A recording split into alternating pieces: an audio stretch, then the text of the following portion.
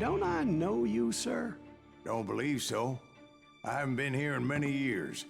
Name's Silas Greaves. Silas Greaves? The bounty hunter? Used to be.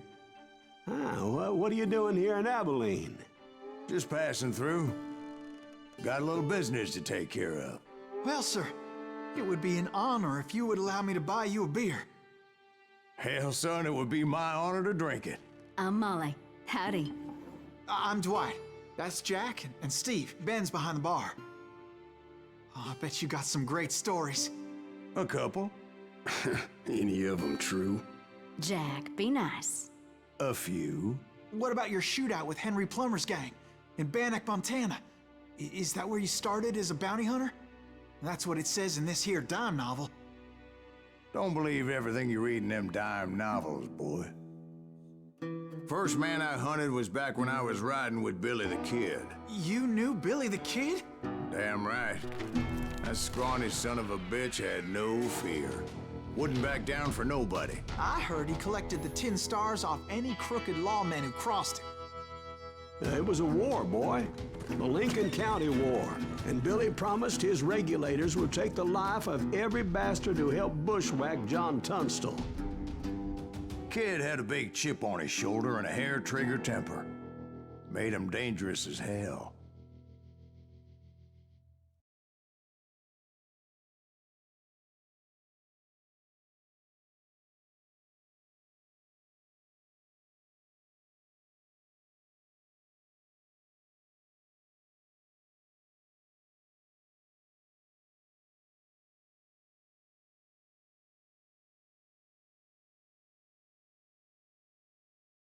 It was about 30 years ago. Billy was hiding out in an abandoned farm near Stinking Springs. I threw in with the kid because the man I had sworn vengeance on was riding with Billy's enemies. But before I tell you why I want that sumbitch dead, let me tell you what happened that day. I was heading back to the hideout when suddenly I had this funny feeling.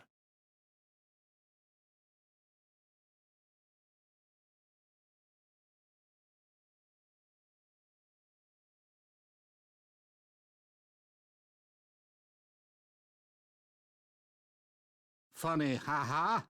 No, Steve. The other kind of funny.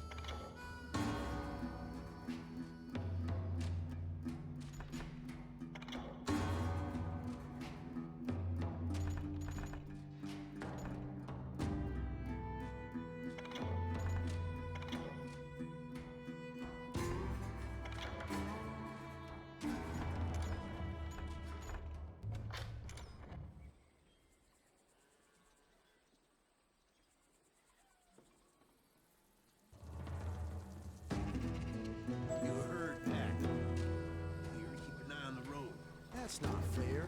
We're missing all the fun. I knew those two morons would never let me through. I had no choice.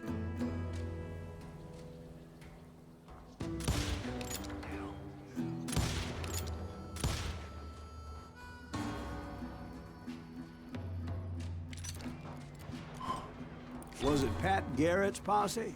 Oh, yeah. I heard the shots and I knew I had to move fast. Garrett and his army of deputies had surrounded the entire homestead.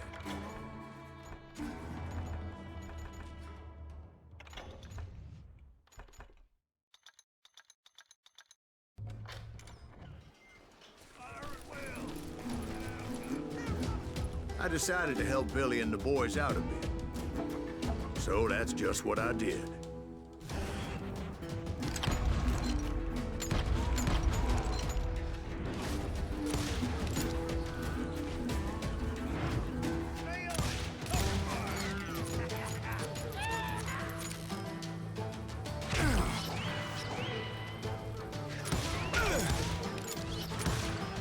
As the governor of New Mexico was paying for the kid's apprehension, Garrett was able to hire every gun hand in Lincoln County.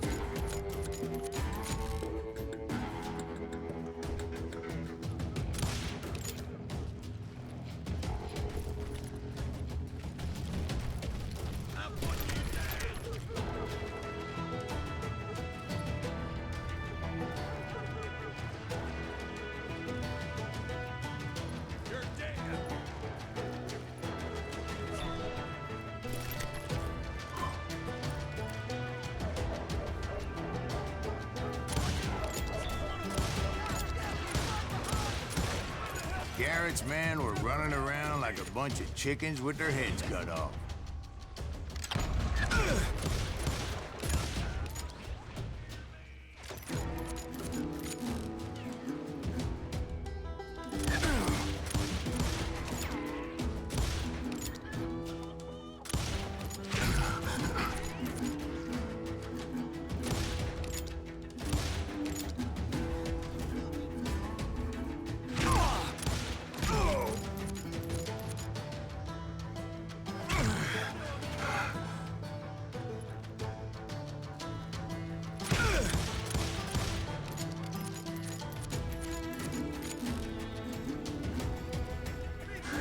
Still, one of them reached the water tower. Not a bad idea. It would be a turkey shoot from up there.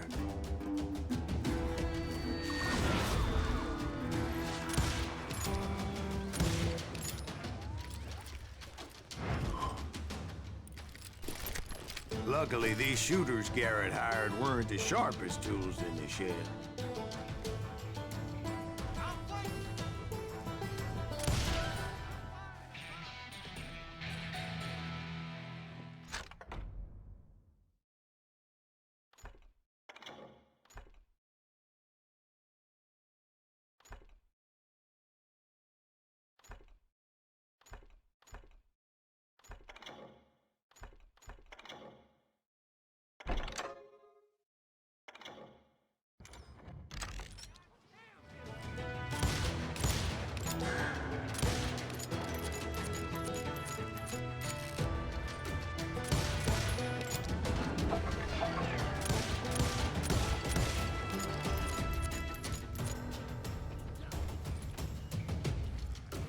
A lot of them were saddle tramps or sod busters or drunken drifters looking to make a few bucks.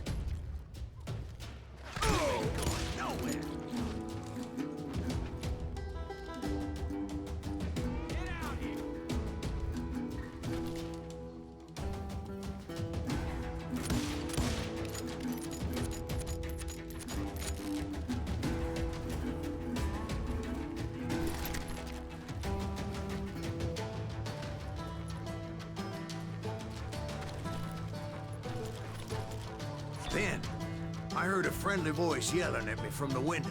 "Back door! We'll cover you!" Stop aiming, you idiot! Truth be told, things weren't much better behind the house.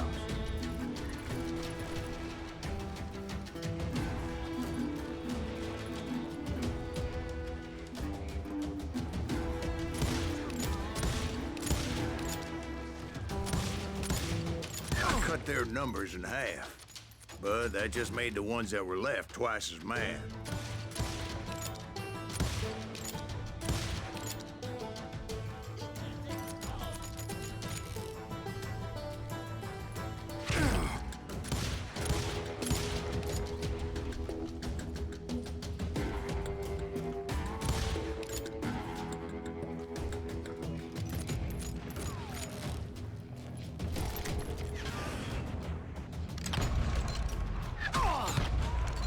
They made up for their lack of skill with a seemingly endless supply of ammo.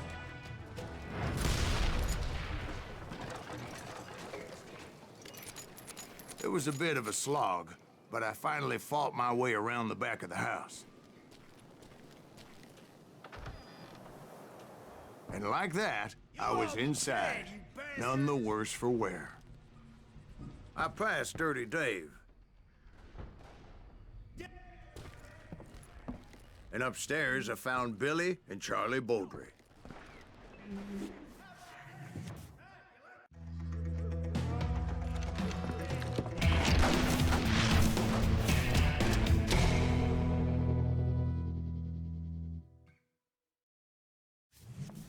Billy looked at me and said, "About time, amigo. Grab a gun and get to the window." Wait, so you were friends with Billy the Kid? Yeah, sort of. Anyway, we were surrounded by dozens of deputized shooters who wanted to do us harm.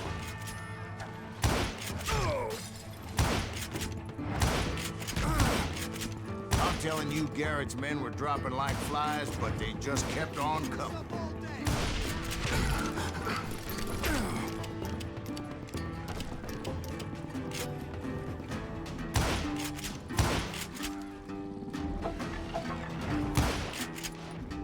That's when Charlie got hit. "They're catching us in a crossfire," shouted Billy. "Get to the other side."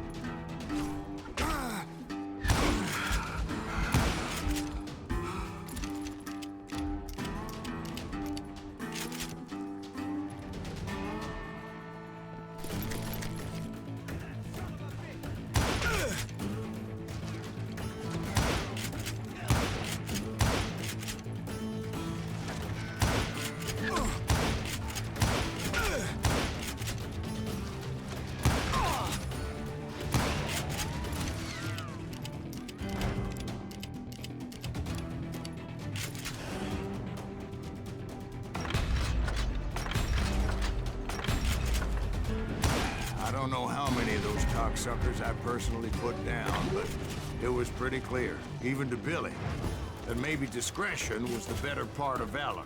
What's that mean? It means that it was time to cut and run. "They got a Gatlin," Billy shouted. "Get the horses and bring them around back. I'll draw their attention."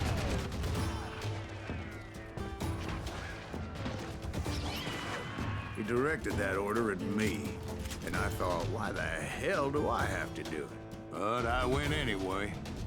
Dumbass that I was back then.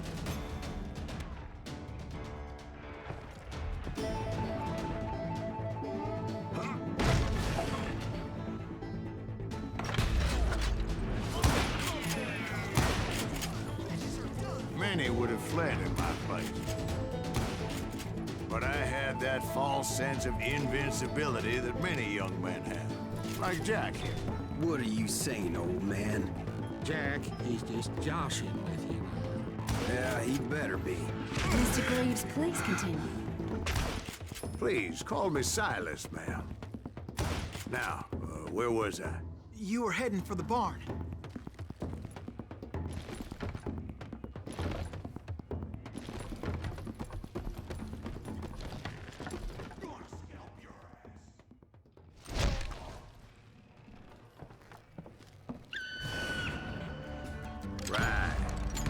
my way past a passel of fallen foes.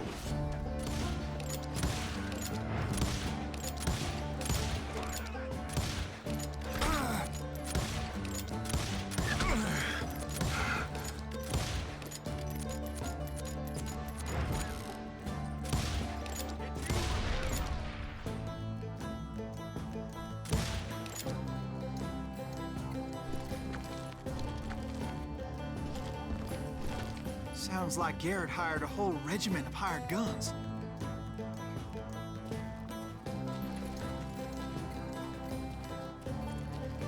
Yeah, and just when I thought I was done with them, more of these hapless bastards would pop up.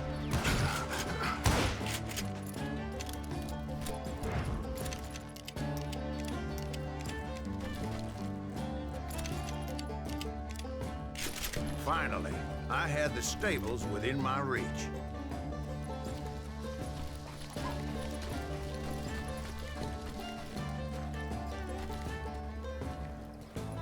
And that's when I met Sheriff Pat Garrett. I read that you went toe-to-toe with him, sir. That backstabbing bastard with that tacked-on tin star.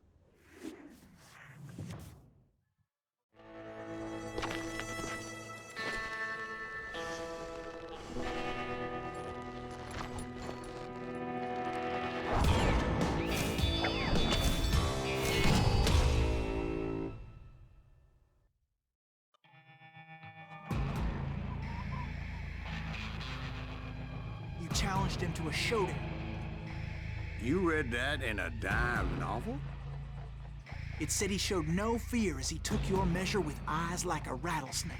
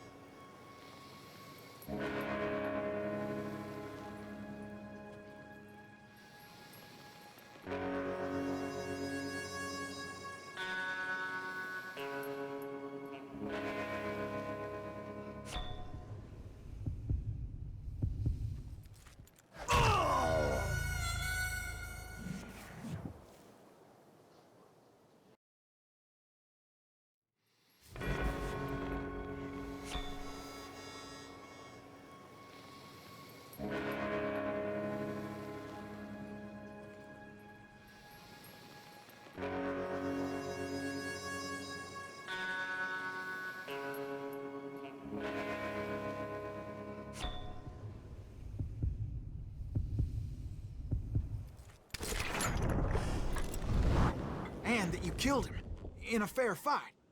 Is that what that Penny Dreadful said? No, boy. That ain't what I meant when I said I met Pat Garrett. So let me start again. I finally reached those damn stables.